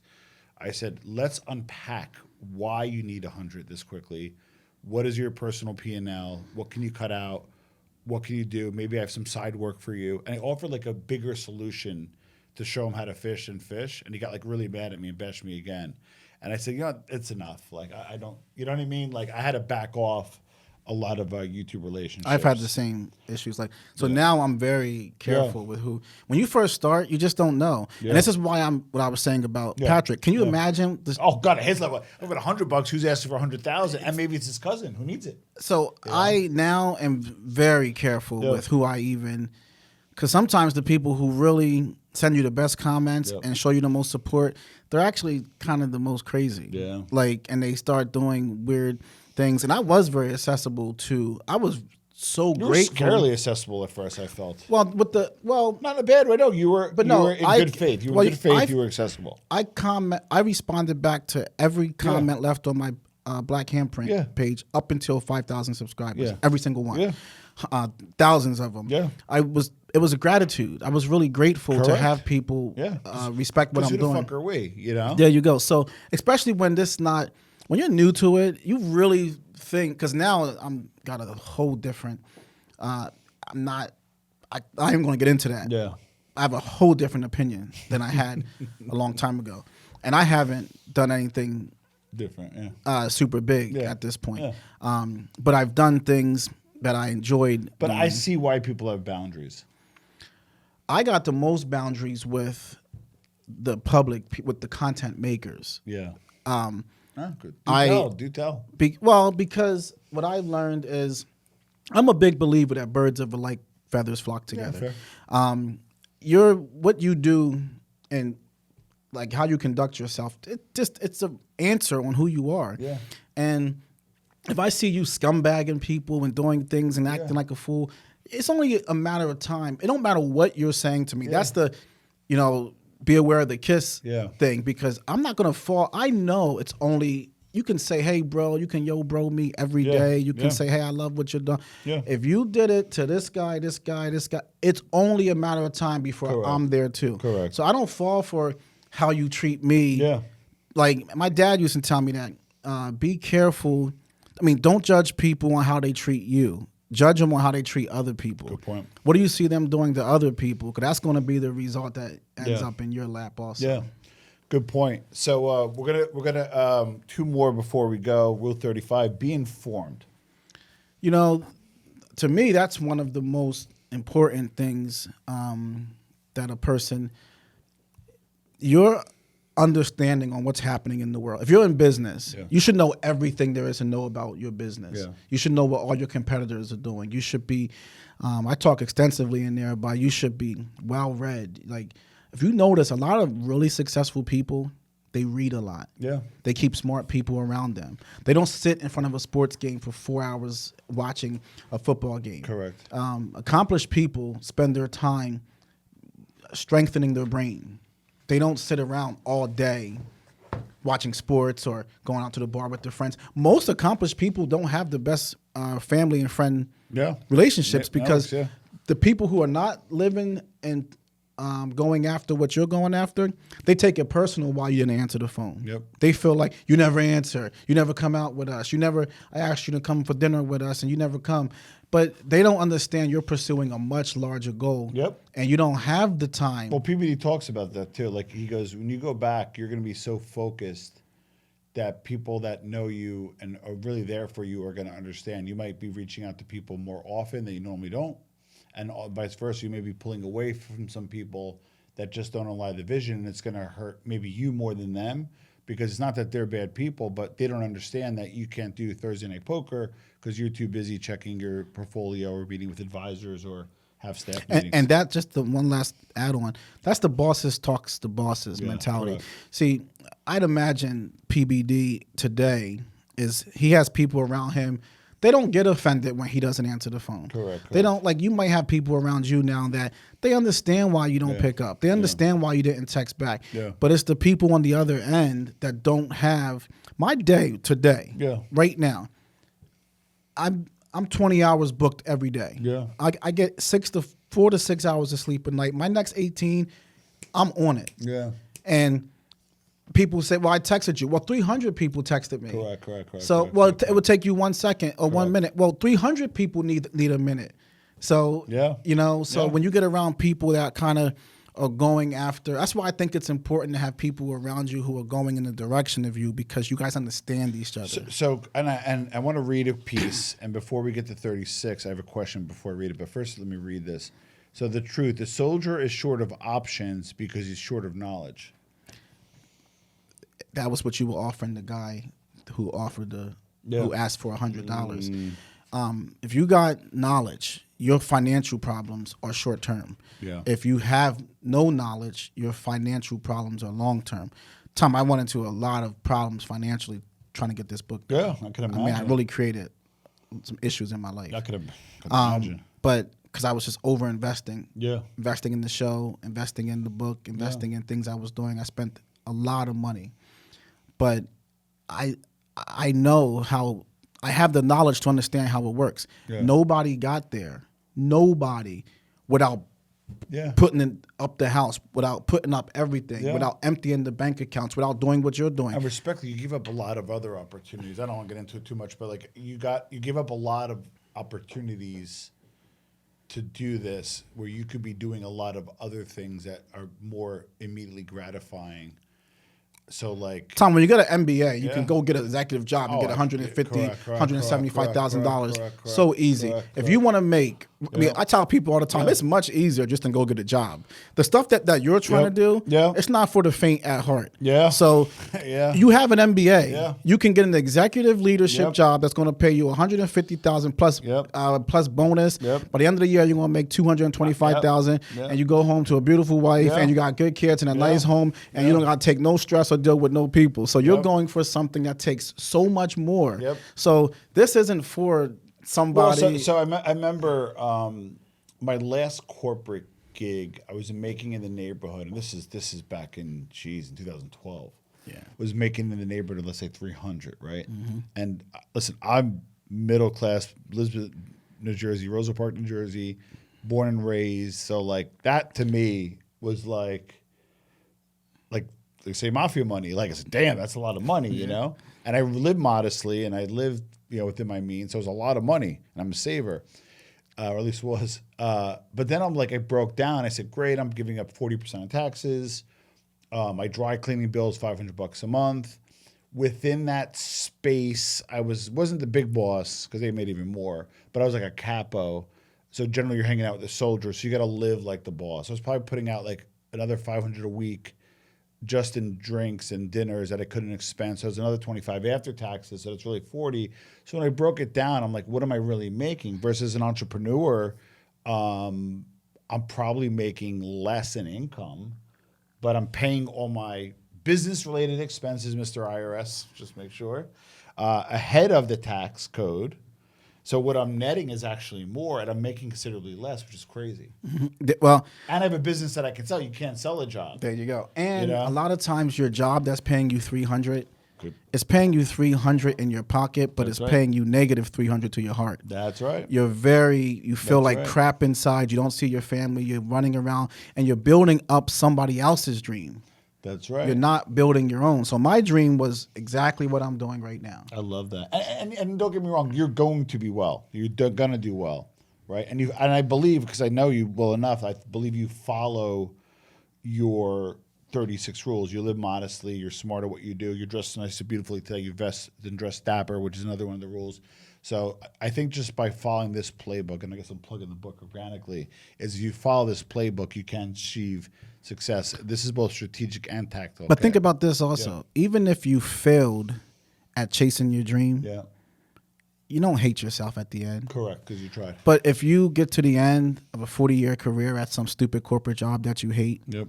you sit there and you say, why didn't I ever try to go after what I believed in? Yep. I left my stupid corporate job to do everything I'm doing now. I walked out of it with 1 day notice. That's crazy. So to do things that made me happier. But That's crazy. So I ain't recommending it to anybody. It's for a particular type of a personality. Again, you have to be able to weather a certain type of a pressure. Yeah. I heard Donald Trump talking about that what he's learned about successful people, if he could define what separates successful from the non-successful from the very successful, Yeah.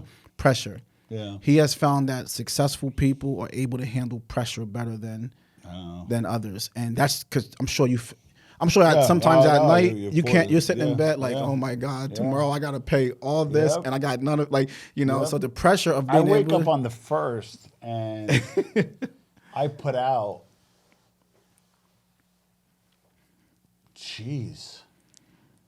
like 30K. Like people like the 1st.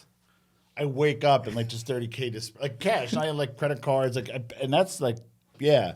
So I yeah. heard it was a business guy I heard talking on a podcast before. He said it takes 2 weeks to pay all the bills. Yeah. You can't sit and do them in 1 day. Correct. I have to, Yeah. and he was monitoring his money really well. So he had Yeah. one person doing it. It took her 2 weeks to Yeah. pay the bills. Yep. Well, so cause I'm going to be in Europe for 2 weeks, in Italy for 2 weeks, and I wanted to just to set up like the auto pay and the credit cards, but I had to throw like 5-6 grand at the credit cards because like I didn't like the balances that were too high. Just that's where the scarcity mentality I think is good, because I just can't be a runaway train. Yeah, I do have this guardrail. So okay, so well, I used to at least. Rule 36: buy a plot. Every boss has its day. So here's a quote: in the secret society, there's one way in and there's only one way out. You come in on your feet and you go out in a coffin. Paul Castellano. So walk us through the final rule: buy a plot. So, and sadly, I even believe this can apply to the legitimate world. Yeah. So we'll start with the mafia. To get there, you caused a lot of hell. Yeah. Maybe this is less research and more what someone might call karmic, karma. But it just seems that you can follow this line when you look at successful people. Yeah. But you killed many people on your way up. Yeah. You extorted a lot of businesses. You sold drugs in your community. Yeah. You backstabbed a lot of people. You did a lot of things to get there. Correct. A lot of times you killed your boss to get there. I have found that what goes up comes down. Nobody stays there forever. Yeah. You pay the price. When you play, you pay. Yeah. You pay for what you do. And the ending, typically, you end up in Marion. Yeah. Sick with cancer. Yeah. You end up on the street out of Spark Steakhouse. Yeah. You end up, dying in a cold prison cell, not seeing your kids, your grandkids. That's the typical end. Now, boy, was that a fun ride. And that's what you have to really decide. And it's the same way with starting a business or being in politics and stuff. It's a fun ride, but in the end, you spend so much time in the business, so much time traveling, so much time campaigning, so much time. You have to pick. This is the saddest part about people that are aspirants, people who really want to have this burning goal inside them. You can't do both family and business. Yeah. Everybody I've ever talked to that became what they wanted to be, the kids are a little funny with them. Yeah. The wife's tired of being home by themselves. The friends, the brothers and sisters feel like, man, I never see you. And then you get everything you wanted. Yeah. And when you get there, you realize it doesn't make me feel how I thought I was going to feel. Yeah. And you start trying to call these, hey, why don't you ever come over and see me? Well, I ain't seen you for 20 years, so in the end, sometimes you wonder, was it all worth it? Yeah. So I think people need to decide, do you want to be, because I think there's a lot of honor in just being a great husband and and going to work every day and coming home and playing catch with your son. Yeah. How much time do you think Donald Trump spends with Barron? Truly. How much can he possibly At this point, spend? probably not a lot. He probably hasn't spent much time with him at all. Yeah. How? He actually, if you watch our earlier videos, he has an accent like his mom's. Isn't that something? That's crazy. But that should tell you something. Yeah. That's almost like that movie, Fun with Dick and Jane. Yeah. You ever see it? Yeah. When he speaks, the white kid speaks Spanish because he's with the damn maid so much. Yeah. So it's like you have to decide, like, where am I going here? And if you want to dedicate and have a great family and, dog in the yard and swinging on the swing set with your kids, you got to choose a more modest way. And that can be that's a very honorable life to choose that. Yeah. But if you want to go over here, you're going to have both. To be a great husband, you got to be dedicated. Correct. To be a great businessman, you got to be dedicated. Yep. Everybody I saw fail at, a lot of times you will fail at both when you're straddling the fence. Correct. Michael has this quote. He says, when you sit on a post, you wind up with a picket up your ass. Mm-hmm. So you can't halfway your family. Yeah. You can't halfway starting a business. You're not going to fail. Yeah. When you want to go for something, I know what this took for me. Yeah.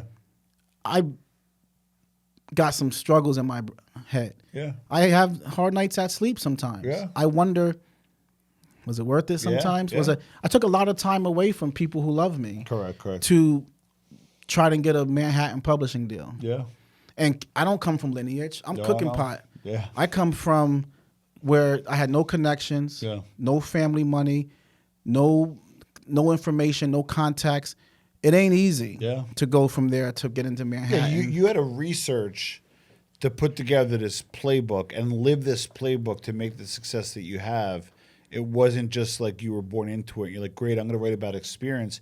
You were kind of building the building blocks as you were analyzing them at the same time. There you go. And after you get it done, see, there's a difference between wanting to be a writer Yeah. and being in publishing. Being in the publishing business. Correct. Wanting to be a published author is Yep. different than wanting to be an author. That's right. Writing a self-published book, you do it by yourself. Do what you Correct. want to do. Correct. A major book is a collaboration. Yep. You work with a team of people that have have an equal voice at the table. Correct. Any book you see in stores on shelf, the author gets the credit. Yeah. His name's on the bottom. But there's a lot that went But into it. it's a collaboration between many minds. Sometimes there's people who have insight in your book who you don't even really get along with that well. Yeah. But they do have some say. Yeah. But their say is good. Yeah. So you just understand we know how to make a book. I learned how much I didn't know Yeah. once I started to get into the world of book publishing. Very different world. That's a huge point. So I believe, just my opinion, I believe that you're kind of from the mob genre, if you will. So you're gonna get a lot of people that hopefully support. But what I'm gonna do is I'm gonna blast this out as much loud vocal. What's that called? What's the megaphone? As I can to make sure people kind of in the business world, entrepreneurial world, because this is the tool book, right? This can be the tool book that people use. You do have a podcast with an ex-capo. I have to say, I've interviewed from associates to all the way up to underbosses. Don't you hold the record? I do. I think I still do. Vlad's catching close because he just interviewed Joey, and Joey Molina is allegedly as an inducted member. So I think he's at 8. Like I am surprised you haven't interviewed Joey yet. Yeah. I thought you would have gotten So Joey. so on. I in transparency, I interviewed Joe Perry. I did ask them. Obviously, he doesn't have an aversion to going on a show with his informants because he was on Vlad's show. I don't think the economics are there. So like he's going to want a lot of money to do it. Yeah. And even though we have the studio and that kind of stuff, so I kind of changed my model, and we talked a little bit about this. Is one, I got out of the mob genre because I remember when I was a sales rep, right, pharmaceutical company, and you're kind of rank and file, you're one of the soldiers, but like everybody there made from about $80K to $150, right, and like you were in that wheelhouse in that. Great, and like you want to be a part of that. Then when you graduated and got to a higher level, you made more, and a higher level you made more. So like I was kind of looking around, and you're one of the exceptions, but I was looking around like the other content creators, and I was looking around like what people were making, and like they won't. I mean, I say it's not pretentious, but like they won't even cover my mortgage expense for. No, it's no money in the mob. Yeah, so like it's opportunity where you might be to do something. Like downstream, Like that could create downstream, something. Like with me, correct. Black Handprint I made $6,000 on Black Handprint, and when that first year I started, Yeah. I made $6,000 Yeah. in 12 months. Yeah. So it's no. What am I going? Well, that's my point. So I realized, But here's what it did. Yeah. I got the show with Mikey. Well, correct. So for me, I was like, you know what? Not really. Like the juice wasn't worth the squeeze. It really comes down to it. The juice wasn't worth the squeeze. So what I did was I pivoted and I used the podcast to find really interesting people. But also, I've kind of used it as a sales funnel. So I've closed last 3 months probably about $20,000 in business organically from the podcast. So I'm not like a bad guy. Hey, come on the podcast and it's a bait and switch. I come on the podcast to kind of feel you out, see if it's going to do business. We go to Vinny's Pizza. We go to Tanina's for a cigar. Oh, who's doing your website? Who's doing this? Who's that? And it 20 grand. So like, and that's just the last few months. So, but I say to myself, I will only have people on that are at a certain level of competency in their field, right? They don't have to be the biggest. I had like a Turbo Media on their small little media company in the area, but they're kids that get that social media is necessary, something that I don't know, right?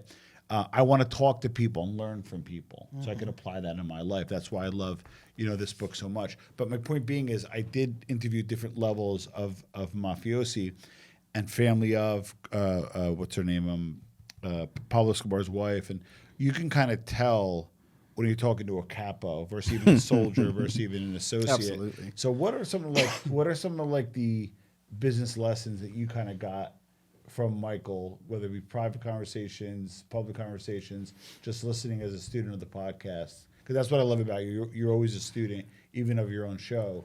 What's some of the principles you kind of learned from Michael? So, again, I worked for a billion-dollar corporation before. I've been in conference calls with. What I've learned in business world, this is the difference between the business world and Michael's world. There's a lot of fluff and bullshit sometimes at certain levels in business. The old saying, ask for the sale. People don't want to ask for the sale, but they want to sell you in a manipulative way. Correct. Being on calls with Michael was some of the best business calls I've ever been on in my life. Interesting. Michael, hard-nosed negotiator. Wow. Tell you straight. Yeah. This is what he'll tell you straight. This is what it's, and they'll say these fancy words and everything. And you know what Michael loves? This is his favorite. Yeah. Oh, I'm an MBA from blah, blah, blah. Books behind you. Yeah. He loves put me down with 4 or 5 smart people in the call who think I'm just this fucking gangster from New York. Yeah. And I'm always on every call with him. He always says, you're my partner, you gotta be on the call. And Michael's not afraid to say, no, my fee's $25,000. Yeah. Oh, well, and here's the thing. A lot of these companies, they think every former guy in the mafia is eating ramen noodle and living in a hole. That's So right. they think they can shortchange you and stuff. But Michael, even if he was living in a hole eating ramen noodle, he still isn't taking your $2,500 because it feels like you're selling yourself out. But it's more on that side. And it's short money. On this side, what I've learned is in the streets, people talk more straight. Yeah. They talk straight to the issue. Correct. And you don't have to, talking straight isn't disrespect. Yeah. But in the other side, you get a lot of talking around an issue, trying to be politically correct and not say this and not say that. As far as I've learned by being around Michael and on calls with Michael, just what do you want? Yeah. Let's just get to the point of why are we here? What are we talking about?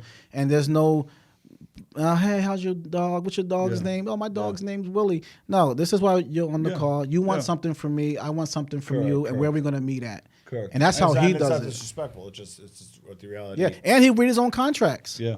Oh, wow. Read his own contracts. He'll read them 3 times. Wow. He'll find, line 7 says this. That's not right. Hey, I know because I tried to give him a contract when I was starting Black Handprint, and I wanted to do something with him that I was doing with Netflix. So I mean, not Netflix, with a production company that was working with Netflix. So, and he caught the language. Yeah. And he's good, but even now, when a contract comes over, he don't call no lawyer, nothing. Yeah, that's no, crazy. he's brilliant. So, what do you think, whether he articulated it or if you had to live in his head, what do you think he learned from you about business? Or even from this book, because he probably read it. He didn't read it yet. He's going to read it when he gets in the mail. And he said he ordered it. He'll have it on Tuesday. He did tell me too. He said you'll be the first book I've read in a real long time. Michael's not much of a book reader anymore, but the guy. Are you gonna have an audiobook? Because I'm a big Audible guy. Good. It's out on audiobook too. Oh, you're gonna have audio? It's already done. It's an actor that narrated it. You can look it up. It's called. His name's. If you look it up, the audiobook will pop up. His name's I'm gonna Jim. order it now. Oh, his name's Jim something. It's the actor who's. Yeah, the narrator. I had a actor do my audiobook. Because who the fuck wants to listen to me for 2 hours? But what he learned from me, I don't know that he would say he learned something, but what he might have gotten from me is Oh shit, it's here. I'm pre-ordering it. Oh, beautiful. yeah. So I just want one signed one Yeah, because you'll get one. you're a good guy.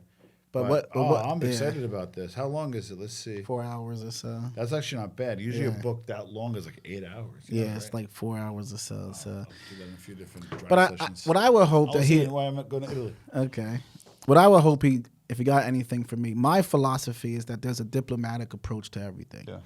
So I don't. Michael has more of a what I think sometimes is you can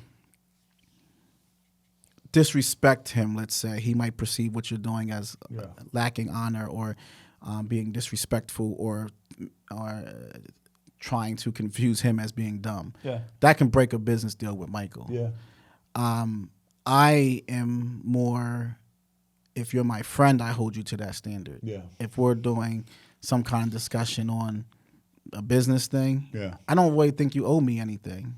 I just think you owe me a certain level of professionalism or business, so maybe if he got something from me, he might, and again, he didn't tell me this, but if I had to give you an answer, I would say maybe he says, let me not get myself so emotionally invested in this. RJ takes a little bit different of a path.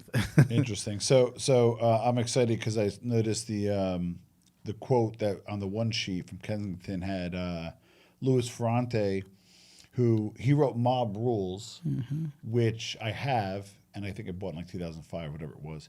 And that was a reason why I got into the mob genre to try to unpack. I thought it's funny. It's like so when he came, so he was my first. I don't know. I think it was maybe Jack was here. No, it might have been you. I think it was my first in studio interview. Was Louis Ferrante over here? He happened to be. We were talking for a while, and it was going back and forth with his publicist, and it kind of fell through. And then I think he emailed me and was like, "Hey, I'd love to come in," because I announced I'm doing studio.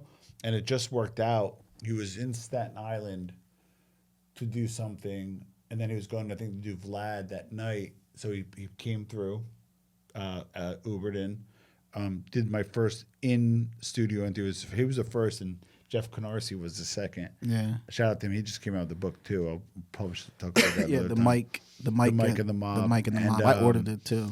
Oh, beautiful. Yeah, I ordered So the cool thing is, so it's kind of full circle. So Let me Louis tell you something Ferrante was my about- first. Yeah. People don't know how hard it is. I respect anybody that can complete a book. That even writes a book, yeah.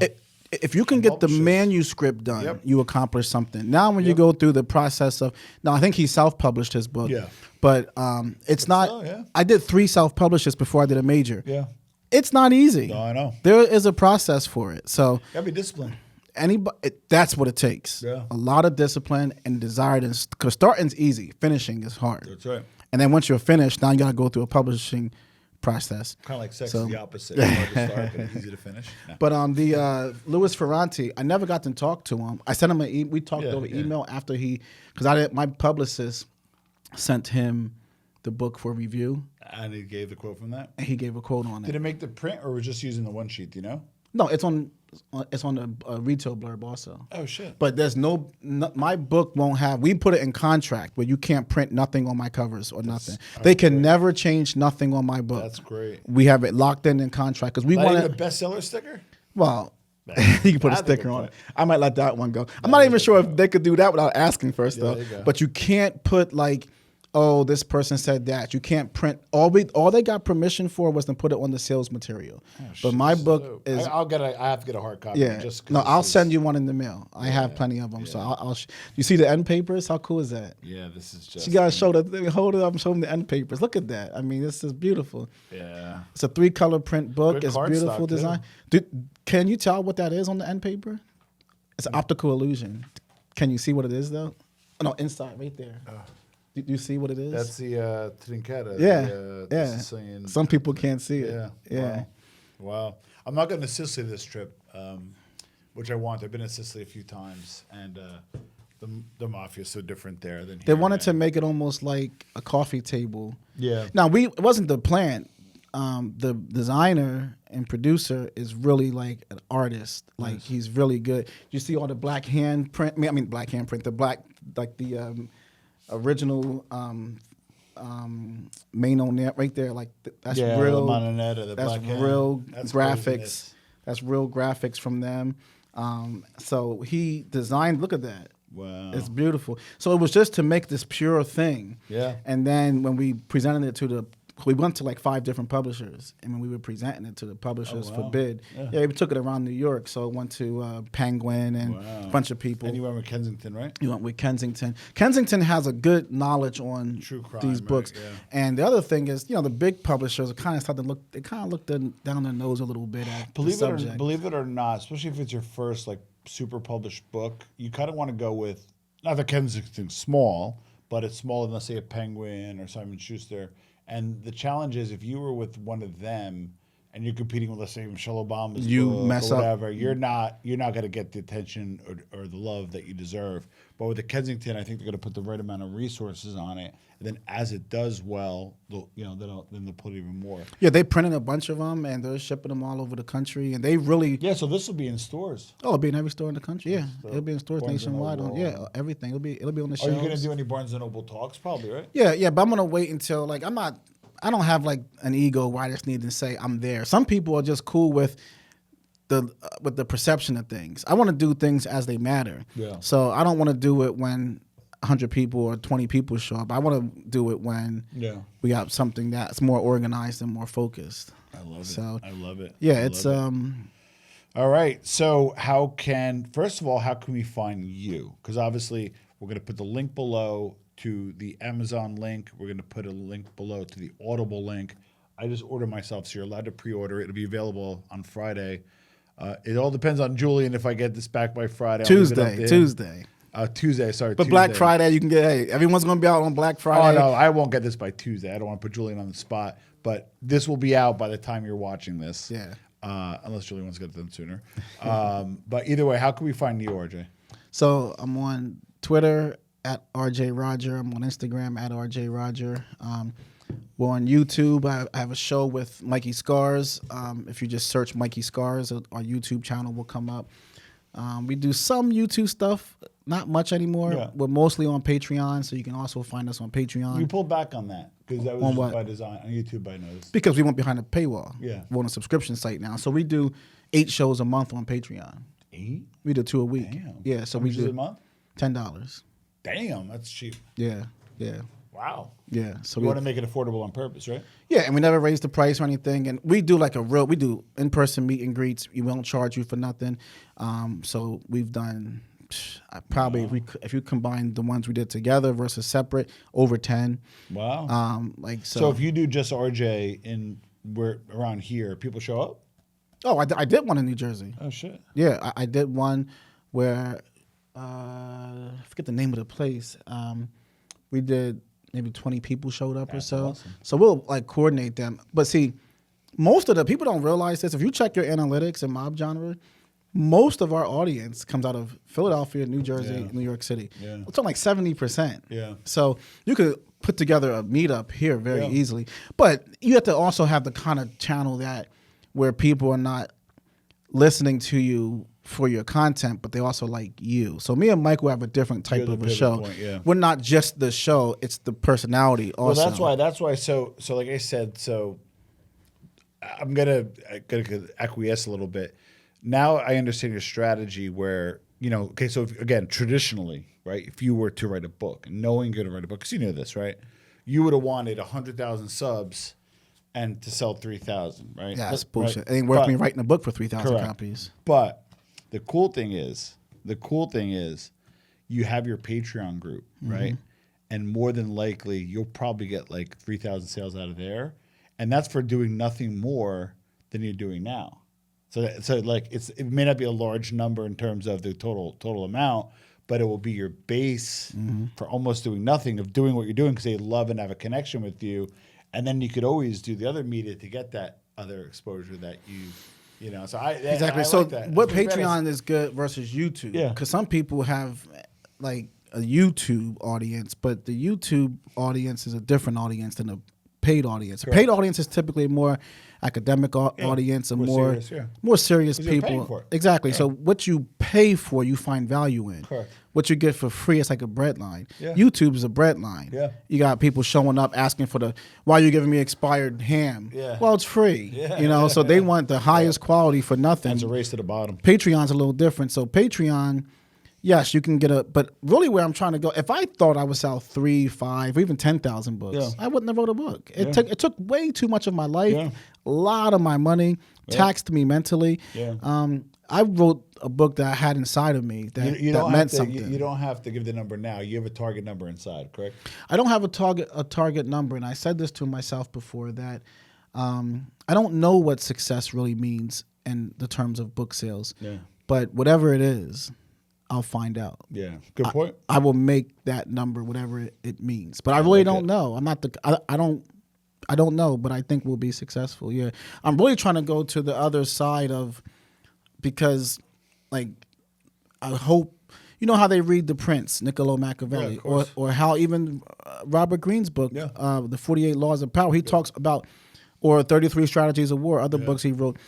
He's talking about Napoleon and warfare and these different things, but he got the business community to take a look at it. They read The Prince or Sun Tzu, The Art of War. They read these books in business schools. So I want to go and speak in universities and talk about. If I wanted to just talk about the mob or talking to a mob audience, I certainly would have never done this. Yeah. I didn't do it to talk to a small true crime. Yeah, I have you audience. on as an author than as like a mob genre guy. And if you notice, like we didn't deep dive into the podcast at all, and we could always chat about that another time. But which I do appreciate because Yeah, everybody who always talks to me, they want to talk. You talked about the publishing business, things I wasn't even expecting, but would always wanted to talk about. So this is why I come on your show because you bring a different spin to it. Everybody else wants to talk about the mob and this How's and that, Mikey and all this like gossipy stuff. But the stuff you talked about, someone can. An inspiring writer could listen to this and learn a lot. They could save hours of time, a lot of money, and a lot of heartache just by, hey, let me follow these steps, and hopefully this gives them a little bit of a blueprint, you know? Exactly, yeah. All right, so RJ Roger on Twitter. How about anywhere else, Instagram? Or Instagram at RJ Roger, Twitter at RJ Roger, and that's where I'm at. That's where I'm at on social media. And if you want to watch the show that we do, Patreon, search Mikey Scars. And it's called No Excuses too, right? So yep, it's called No Excuses. So I'm the host and the producer of the show, and we go through Michael's life. It's good stuff, man. Well, listen, see you next time. Thanks for coming on. Thank you, brother.